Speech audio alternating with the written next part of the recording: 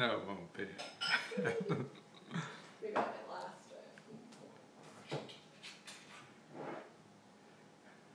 time. Yeah, I'm going to start another minute or two, so hang in there.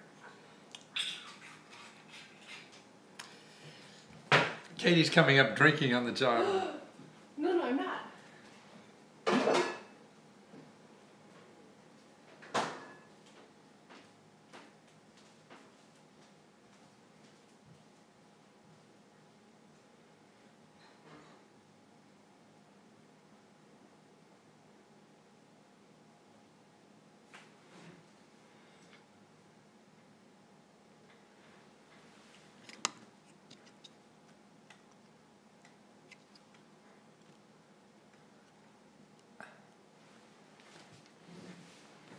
Ah, we got somebody there already, great.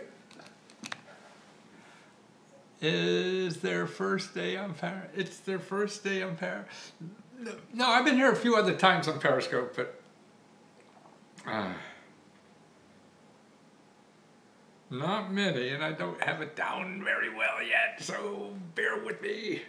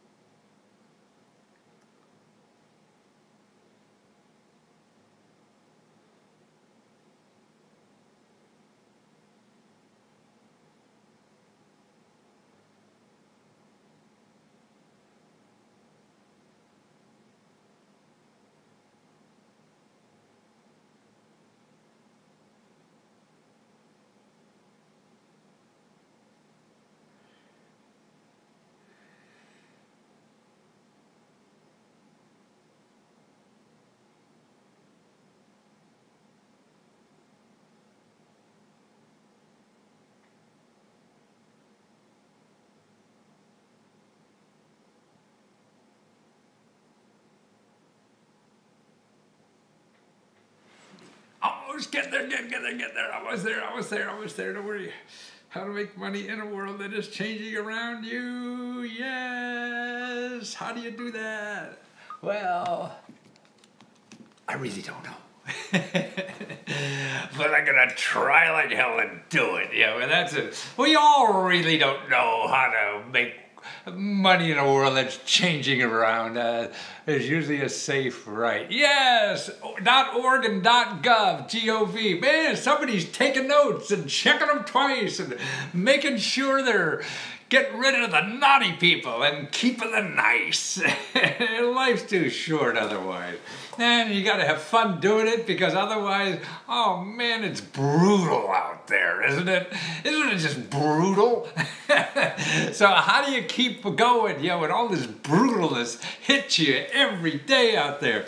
And that's why I think to me, it's sort of both. It's sort of like trying to figure out what's going on outside of you so you could use the best of what's inside of you. So it's really part inside job and outside job. And so many people, just use outside because people tell them what to do and all this kind of stuff, and forget about the inside. Well, nice to meet you too. Nice of you to say something. But what you have to do is both, inside and outside job. Particularly, you live in an environment. We live in a place. We have to fit in and figure out how to use this system. I don't know about you. I mean, if you want to change it, fine. You get into politics and try to change it. But you don't have to do that. I think a life is sort of, change your little world, show by example, and live the life that you really want to live. And that's, somebody said they see me on the Vice commercial. Yeah, you go to YouTube and Vice and put "Let's Go Vice," and you'll see a nice video they did. They came down and lived with me for about, God, I guess about 2 days. They followed me around. They were in the house and, doing everything all over Washington, just followed me around with a camera. So it was nice and I guess ego satisfying. But actually that's the first time I really started just talking from the heart, man. Because if you can't talk from the heart, you're never going to reach somebody's heart, right? Like in a personal relationship, how are you going to reach somebody's heart? And it's only by talking from your heart. And that's what I feel in business too. So we have to talk from the heart. Most of us just have a script to read, we have PowerPoints and all that bullshit, that nobody can relate to. It sounds good on paper, doesn't it? But we're humans. We're not paper. That's the important thing. So how are we going to live in this stuff, in this world, where there's humans? So that's why every time I watch him, I have some reason to imagine him sitting there without pants. Okay, you think I'm not saying okay, but actually I have pants with question marks on them. Somebody said they imagined me sitting here without pants. I remember I did a lot of news shows like that too, where that was true. I mean, the guy who's on CNN, I used to work with him like at a midnight show on ABC News, and he had a coat and tie nice, and he had jeans on underneath, because that never showed. That's the personal side of you on Vice. Yeah, that was a nice thing, and I'm glad, and that really helped me, open up even more. I was always an open guy, but opening up even more, because then you get more out of life. People give you more. It's sort of like the question mark suit. Yeah, it's Vietnam. I get I have a new one coming. Here, this is a new one, and I go down to a new suit. Somebody said, you go to Vietnam for it. Yeah, I got a suit coming like that. I sent the fabric. I now have the fabric made at Spoon Flower. They make 3D fabric like for 50 bucks. I get, 4 yards or whatever I need, and I send it to Vietnam. They make it for less than 200 bucks. So like for 300 bucks, I got a nice custom-made weird suit, which I love, and that's what life's about. I think being weird, because what is weird about you is the best thing you got. It's the best thing we have to give to each other. Just think if I sat here and said, well, let's talk about government information.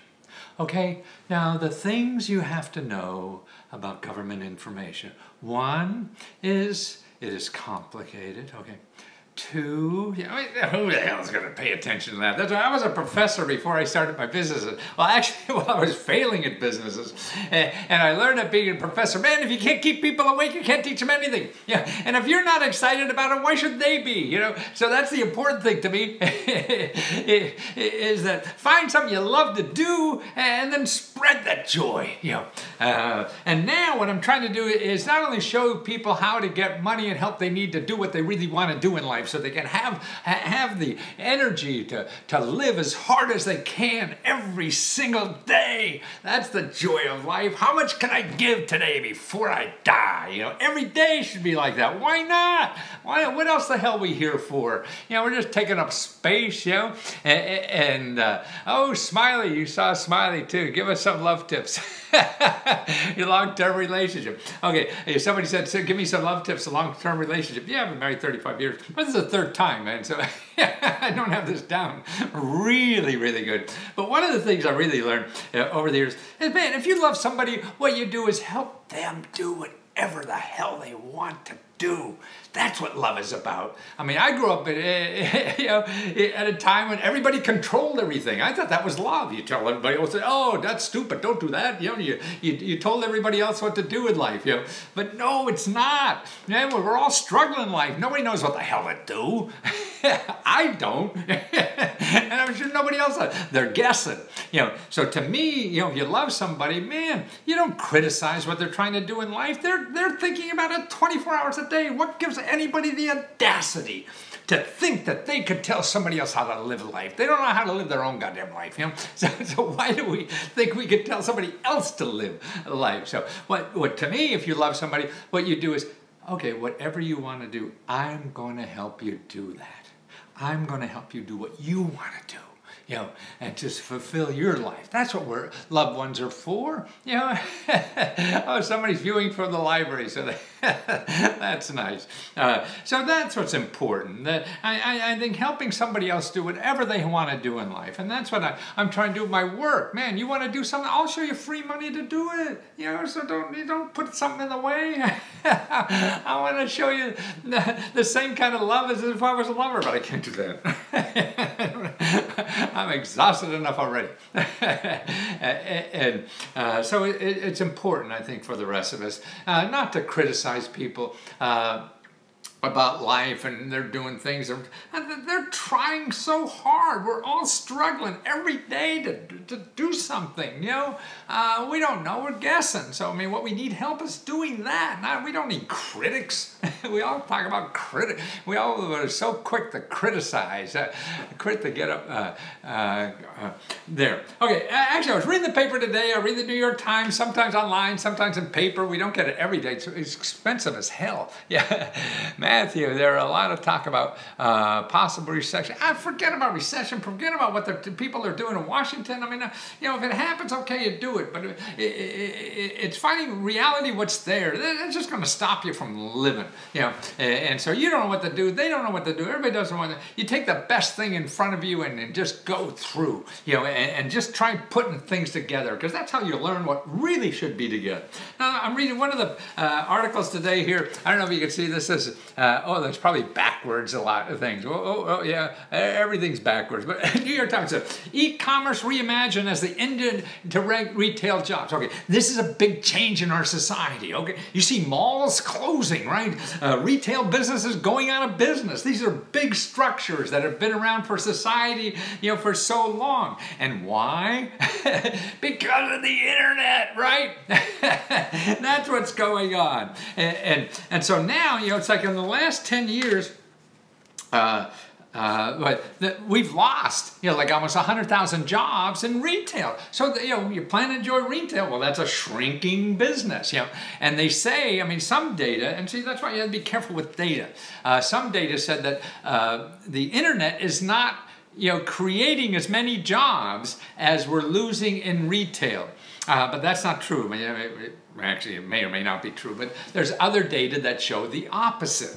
And this data here, it's in the New York Times today. An economist reimagines e-commerce as an engine of retail jobs. So they're doing more. And his data that he has, it shows that, 76,000 jobs were lost in retail. So that's how many more people lost their jobs. But almost 400,000 jobs were created. That's right, 400,000 jobs were created on online retail. That's what's going on. And it's all over. And they say that, the people say there's not a lot. They're using data that doesn't account. When you have new things going on in the country, you can't count them because we don't have a way to count them. Like here, he goes out, down in Kentucky. Now, the Bureau of Labor Statistics says we only have 2,600 workers in Kentucky in e-commerce. So the government in Kentucky only counts 2,600 people in e-commerce. However, Amazon, they say they got 12,000 in Kentucky. So they're not even being counted. And that's, but that's why things are changing. You gotta see, you see stores closing. Okay, something's going on here. Now, what are you gonna, and what's happening too, a lot of this, what we call unpaid household labor. So, the people at home used to go out to the store, pick up the package, buy it at the mall, come home and whatever, and they didn't get paid for that. Now, there's you could get a job at Amazon for delivering packages, and work like an hour a day, or some days and not other days, and work when the hell you want, and you're making money doing that. See, that's another job they're probably not even counting. That's an e-commerce job. So that's what they're creating new jobs that you never even knew they were there. You never even knew how to count them. You never knew how to, and now you don't even know how to ask for them, right? So that's what takes requirement, and that's what takes, and that's what I'm trying to do in my work is like I have like 150 jobs and opportunities like that that you can take advantage of in this new economy. The people, and they're really self-employed jobs too. That's what's neat about it. So it's nicer. You're your own boss. Sure, there's problems to that too. You don't have a retirement plan and things like that. But what the hell? You need a job first before you have to worry about retirement plan. We'll work out those details later, or you have to learn to eat. You learn, first of all, you have to support yourself. That's the most important thing, and then do the other thing. So that's what's happening around. And so we're saving. So nationally, since 2007, the decline in shopping hours, right? Okay, we have a decline in shopping hours of 64 million shopping hours. So so now you don't have to walk around the mall. That's an equivalent of 1.5 million jobs. Okay, so in other words, all those shopping hours that we don't have because people don't have to go back and forth to the mall, that equates to 1.5 million jobs. So that's right, there's opportunities in all this stuff that's negative. You lost your job at Sears or whatever. Man, well look at now, you could go online and try to figure out how to be a driver for Amazon and maybe work 10 hours a day, 1 hour a day, or no hours a day. Quit when you want, start when you want. Who the hell cares? They don't. But they pay every 2 weeks, no matter what. And that's what's cool. So these are the kinds of things I think that are changing our life. That's right. Data is important. Be careful with data, but still use it. I mean, everything. There's no guarantee in life anyway, right? So that's right. I mean, to me, life is sort of like going down the rapids. Ooh, you're traveling down the. Ooh, you're traveling down there. Now, if you ever did whitewater rafting, and you couldn't handle the rapids or whatever, if you put your oar in that water and try to stop, you're gonna tip over, right? So the same way in life to me is that if you're in that whitewater rafts of life and that's going down, with or without you, that train is is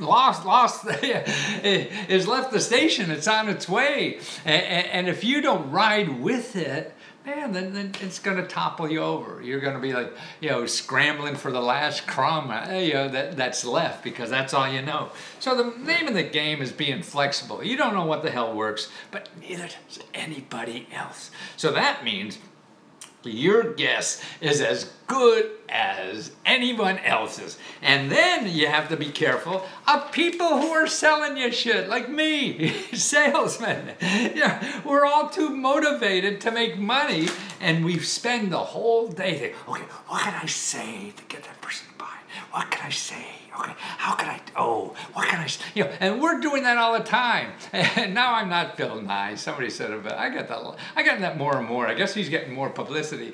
So I'm getting the ripple effect, of his publicity. It doesn't matter to me.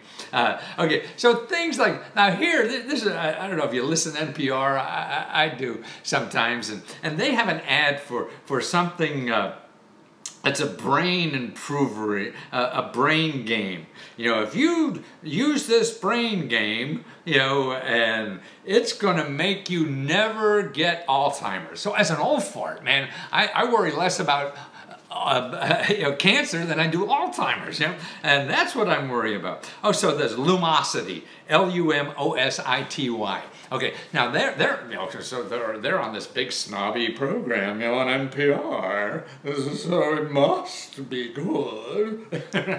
And they advertise, go to Lumosity and cure your Alzheimer's or whatever they're suggesting, But the FTC got after them, Federal Trade Commission, and fined the hell out of these suckers $2 million because their data is made up. It's not right. Yeah, National Public Radio. That's right. It's made up, but they're still advertising. I guess they changed their ad a little bit to satisfy the FTC, but they're still on. But here now there's a bigger study that says they're full of shit. Oh, did I say shit? I didn't mean to. I'm sorry. Oh, I'm sorry. Are they going to block me out now? I'm teasing.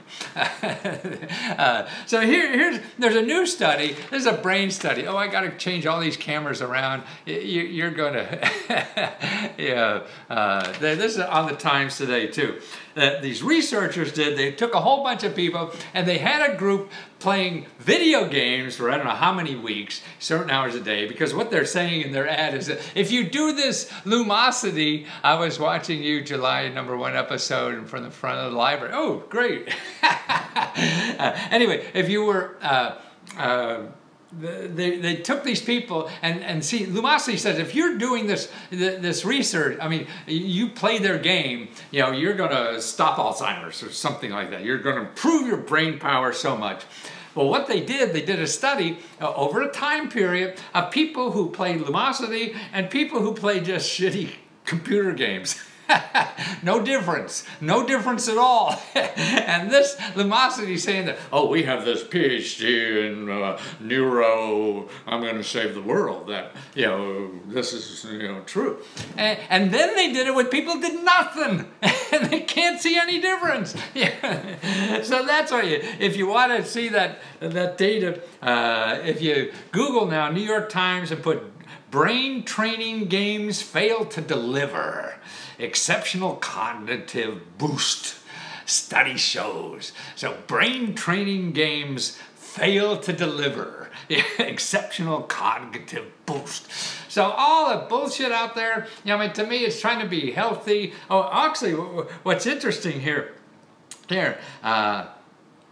let's see, there's evidence that, okay, this is, they interviewed some other, you know, really scientists about longevity in this article too. And here's what they say. On the other hand, older brains are also less plastic, they say. And there is evidence that physical exercise, hobbies, and socializing lessen normal decreases in cognitive ability associated with aging, okay? So now, instead of playing this bloody game, all you have to do is do physical exercise. I think that's one of the reasons I run every day, but I do that. I've been doing it for 50 years. I do it really for weight control, but I see the older I get, it's more mental therapy and everything. And then he said, also noted, being actively engaged in life is much more likely to be associated with healthy cognitive than sedentary time devoted to improving one's performance on a computerized game. So in other words, doing something in life is better than trying to figure out what game to improve your life. So you just go out and do shit. That's what his life is about, doing stuff. Not figuring out how to some extra brain exercise or whatever. That's more rewarding, and that's what. And now that's why I think we have an old, the wrong concept of retirement. Like you retire and sit on the beach for the rest of the life, you know. But if you're retired at 60, that could be 30 years at least. Sitting on the beach doing squat. Yeah, now your brain's gonna, you know, turn into oatmeal, doing nothing. And I think longevity is all about giving. You know, how are you going to give the rest of the world? You know, your talents or whatever, and feeling important. And that's why I think old people get cranky. You know. Because they just complain and try to control the world instead of contributing to it, you know. And if you're contributing to it, you don't have time to complain about it, you know, because you're just trying to give, you know. And that's the important thing in life. So that's another thing. Now here there was another interesting thing in the paper today too. Oh, that's e-commerce. Okay, so we did e-commerce. Okay. Oh, Trump is stopping entrepreneurs coming here. There was a new rule that was going to go into effect. If you could raise like $250,000 as an entrepreneur, you know, in this country, you could come and stay until you get your business started up, and then you could probably stay forever because you could be hiring people and all that kind of stuff. Well, he stopped it. And I don't know why. I mean, this guy's an entrepreneur kind of businessman. But who knows what's in his brain. So they stopped it, you know, and it amazes me. I mean, you go out and Google now data, new jobs data. The new jobs are created by entrepreneurs doing stuff. Big companies don't create jobs anymore. They can't even stay even. So they're not creating the new jobs. We need new jobs to add. And that comes from small businesses. I think it's like 70, 80% of all the new jobs come from small business. Sure, new companies hire, but they fire too in mass, and they hire in mass. So they don't really affect, the total number of jobs that are out there. And that's the problem. So we need entrepreneurs starting things, and that's why even driving for Uber, that means you're your own boss kind of thing. And that's a new way of creating jobs without the hassle, because they'll take care of all the problems of paperwork and all this kind of stuff, and you still write off part of your house and your car and all this other kind of thing. So you live like a capitalist. That's right. The internet to me is making capitalists out of all of us. You have an extra room, you can put that on Airbnb and make money out of that. You have a space in your garage, you can store stuff for people and make money out of that. That's what capitalists do. They take the capital they have and make money with the capital they have. And they're their own boss. So that's why, to me, that's what's happened in the shared economy. More and more of us are becoming capitalists. Okay, so this thing here, okay, he's added that even as other countries are going all out to attract entrepreneurs, other countries are attracting entrepreneurs. They want you. Like in Canada, all you need is a good business plan, and they give you a green card. For a business plan. See, they know, most countries know that this is where jobs are created and things like that. I don't think Trump's much of a data guy. The policy is being delayed by the Department of Homeland Security, known as the International Entrepreneur Rule. That's what it's called. And was to go into effect next week after being approved by President Obama in January during the final days of his office. I think he's just, just wants to stop whatever Obama's doing. And so 3,000 entrepreneurs that probably won't come and create businesses here. They're granted a stay of 30 months with a chance of extending. So see, all the entrepreneur community, they know that, and so they're fighting against that. And there's another thing that I think is important for many reasons. Oh, that's the wrong one. I want to also cover about Trump's, he's probably a lot of things. Labor activists, where are we? Oh, I know. I think I have one over here. Airbags, no. Oh, end of digital divide. Oh, this is good. This is really good. Listen to this. Okay, do you realize that 24 million people have no access to high-speed internet? I mean, if you don't have access to high-speed internet, man, you can't support yourself nowadays. That's where all the action is going on, right? That's where everything's happening. Not only watching movies, but getting businesses, starting businesses, selling products, ideas, or whatever, doing work for other people. That's, it's a small world, so without access. So we have, in our country, there is like 24 million people in rural areas without internet. No internet. Not only high speed, but no internet. Okay, so what Microsoft is doing, we have cable channels that are not being used on the television frequency, and they want to convert that to use for data channels so that we could get high-speed internet or any internet to these people, 24 million, who have no access to any internet. Man, I mean, that's a brilliant idea. I mean, this is why did South Korea come out of nowhere? I mean, they were like North Korea, like 30, 40 years ago, that's what it was. And now they're a big economy, Why? Man, you know what? They have the best internet in the country. Everybody that's growing in this world and realize it's on the internet. I don't know why we have to think about the 50s. So we got to get internet to everybody, even like me. Well, what the hell? You don't charge for roads, right? So why should we charge for internet? Because at roads, we got to have commerce, and we got to go places. Well, hey, internet's now more important than the roads. So why don't we figure out a way to get the internet for everybody so that we don't have a barrier to entry? Because another article, that I'd like to mention about How we're ruining America. Well, everybody's got their thing. This is an op-ed piece by David Brooks. I mean, he's a conservative. He's sort of middle-of-the-road conservative. I read him a lot, read some of his books. But he's talking about another book that I heard about earlier that I wanted to really get, because it's called The Dream Hoarders. How the rich people are hoarding on to what is the American dream, the success in our country, growing and all that kind of thing. And that's what I see. I see that in Washington, how they come and change laws so they could take advantage of everything and get a bigger piece of the puzzle. But it's not only there, it seems to be everywhere. The internet is public, but corporations hoard it. Yeah, see, right, I think it should be. And that's what I guess net neutrality is a little bit. But I'm talking about just access, even if it is slow or fast or whatever. I mean, we got to start there. Okay, middle class. In other words, if you're not rich in this country, you really seem to be falling behind, but more importantly, the rich are keeping stuff for themselves, it seems.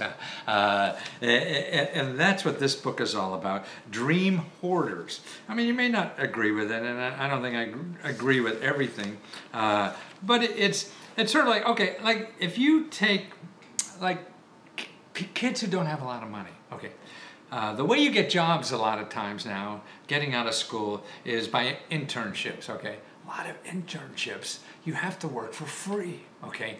If you're a rich kid, doesn't matter, right? You can work for free and get a foot in the door, things like that. But if you're not a rich kid, you don't. Like, are you even studying for the SATs, well, that costs $500,000 or whatever to get special preparations to get a better mark on those SATs so you get in a good college, right?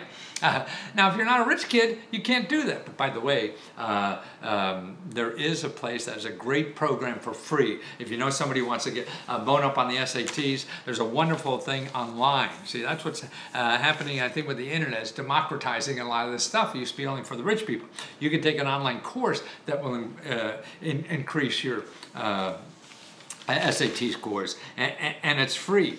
And God, who is it? Email me if you really want to know. I have it in a bunch of my ebooks or whatever. But I'm at letsgofreeradio@gmail.com. letsgofreeradio@gmail.com. And you email about that, and I'll send you if I don't remember it by the end of the show. And also, in the title, the video here, I have a website, letsgo.com/5, the number 5, and then FREE. Go there, download, you get a free report, my 5 best places to start to get free money on help on anything. I think it's one of the best tools to living in our internet society, because it teaches you, how not to just spend money on Google when you're looking for stuff, because you don't want to spend money. Okay, here's another thing. Okay, for all the prestige sold, no wonder 70% of the students at the most competitive schools in our country, 70% of the students in the most competitive schools in our country come from the top 25%. So 70% of the students. So they're all perpetuating this. The rich people are going to all the elite schools because they have legacy. So if your father went there, you could be a stupid kid and get in because dad went there, and things like that. So that's what. So they're protecting their class, kind of thing. And I hate to even think that. But it's true, and I'm sure you've done it, and that's why this book shows it, quantifies that. Like the moms have to work all day and things like that. They have less time with their children. They have less time to breastfeed, child care they need. They can't afford it, so they get shitty child care, and all those things. It's a cyclical thing, and that's why we have very few women in the Congress, so that's why child care is so bad. None of these guys have to worry about child care. That usually falls to the woman. Not all the time, of course, but sometimes. So I think that's what we really have to be careful as a society, and I don't know the answer on how to get it, but individually, I think a lot of life is by showing by example. So how do you do that? By example. And that's why I think you change things more, and maybe the only way sometimes. I mean, there's times to fight too, boy. I mean, there's times for everything. There's no one way to do anything, and what's good for you may not be good for somebody else. So you got to find out what makes sense to you and just do it. Who the hell cares what people say? And then you'll learn, doing something else. And that's what I do. If you're looking for help to do research, I do 3 different kind of research reports. One for housing. So what I'll do is find you, probably 100, 150 programs to buy a house or fix up a house, or even be a real estate investor. All the grant programs that are available, like Donald Trump uses to be a real estate investor. That's how he started his millions and millions of dollars, was with one of these government programs, that I put in this report. But I do it for cities, so that's why it takes me long. It takes me about 2 weeks to do these things because it's all custom. These are handmade research projects. I handcraft every one of these suckers, to make sure that you get what is available and know your options in life. That's what life is knowing your options, then deciding, okay, what's best to use. Too many times we think, I just need $100,000 and that'll solve everything. Yeah, but it probably won't get that. So you have to know what is available for what and how to bend what you want to fit what's being given. And then I do one for entrepreneurs or nonprofit organizations, so to buy or sell a house or even start a business, buy or grow a business, start a business or grow a business. Do you have a report for school scholarships? Yes, I do. That's at lesco.com /tutor. Tutor. And actually, I have one to live on, free money to live on while you're going to school or doing anything else. And I show you 299 programs of extra money to live on. So if you don't get all the money that you need, to pay tuition and everything and living expenses. So these are 299 programs. Internet programs, grant programs, loans you don't have to pay back, things that people will pay your bills for you, like your back rent and things like that are available. So I show you 299 programs like that. And if you want to talk, off the top of my head, what I do, and I really enjoy doing this, is you go to lesco.com /talk, T-A-L-K. And we'll spend a few minutes on the phone. Like I talked to 3 people yesterday. One wanted to find just programs for fixing up a house somewhere down in the middle of Virginia. So I did the research this morning. I'm sending him all the links of all the programs for fixing up his rental property, what's out there. I found about 20 programs. So anything, those kinds of things. That a lady called up, she was worried about, making bills and stuff like that just for this month, and I helped her do that. People want to start business. I said, okay. Yeah. Also, I could brainstorm too about alternative ways to getting things done. Who you can hook up with, or how to find a nonprofit to hook up with so you can get more benefits. How can I get funds for real estate in Georgia, even though I have no money? Lots of programs there. If you write me, it's a $49 report for about $50. I'll show you about 100 programs, and you need very little money. As little as like $500, and you're in a home. For all the grant programs and other things that are available. And that's what I do. Or even to be a real estate investor. It's probably a little harder for only $500 to be an investor and not live in it, because a lot of programs are there. But then also,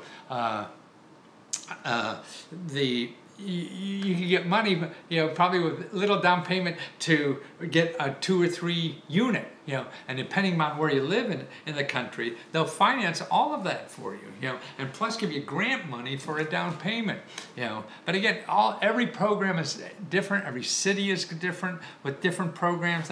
You can't say one thing that is true all over. That's why it takes research. and you got to dig in and find out what's in your community and how to use what's in your community to the best way that it suits what you want to do in life. That's what it is. I mean, you know, if you have to get all the tools together, the hammer, the saws, and everything, and learn how all they work so you could build what you want. How can you get a car without a job? There are programs that have given free cars, you know, particularly for people to get to work and stuff like that. If you go to Google Cars for Christmas, that's one of these programs. Well, actually Uber, if that's what you want, Uber will even finance a car for you. Call your local Uber thing and ask them about financing a car. So if you don't want them, because they need people.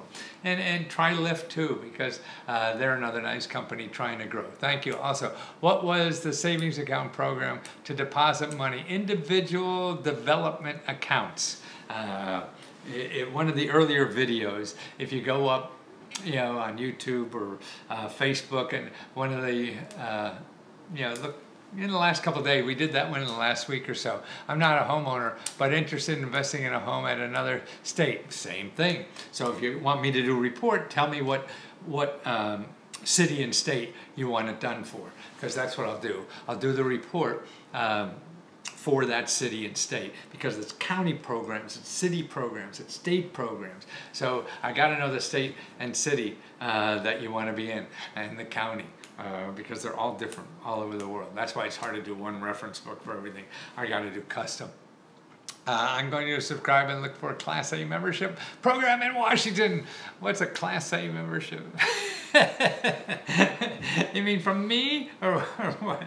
I'm not sure. Yeah, I'm looking to live on a boat in the next few years. Any programs to buy? Yes, actually, boats, yes, but also, God, I mean, what to do? There's a place that rents boats. You know, it's sort of like a Airbnb for boats. I forget the names, but I would look at those too, because it's probably a deal you could work out, you know, with that somebody. Or actually go to look to crew on a boat too. That's another way to do it. And there's probably, you know, there's websites now for people to take care of houses because they have pets, they want somebody to hang around the house. So maybe the boat's like that, you know, to do that. So there's all kinds of things. Everything takes digging and research. Thank you, Leska, you truly are a good man. A light worker, light, I feel a little light. Actually, I used to be a fat kid, so that's why I run every day.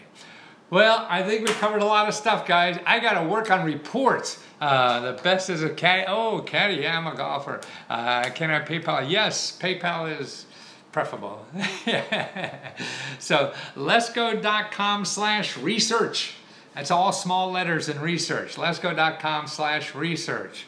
Let me do something for you, and I got to stop now because I got a lot of research reports to do. And I talk to you, then I can't do the research reports, yeah. And I want to do them because that's where I learn, and that's where I could, you know, come back and tell you about stuff I've learned, and so you could find out about these things. Because the things I tell you about, you'll never see advertised, right? Because they're not making money on them. People advertise when they want to get money from you, like me. But I want to stay in business so I can keep doing this for another 20 years because it's the best I have to offer, I think, to the rest of the world. I'm going to keep doing it.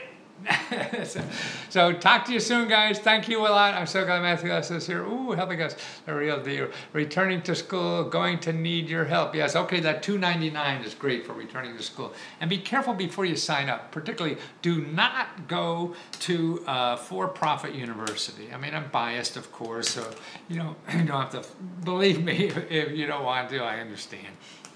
Won't hold against you.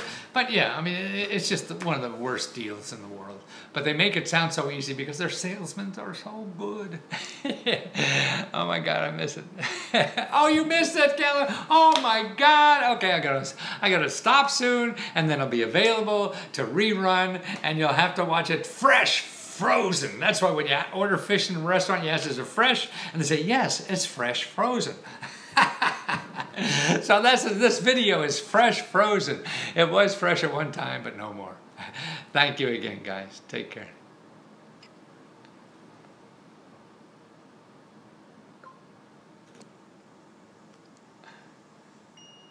Thank you, Angela. John, thanks for being there again. I appreciate you guys. Thank you.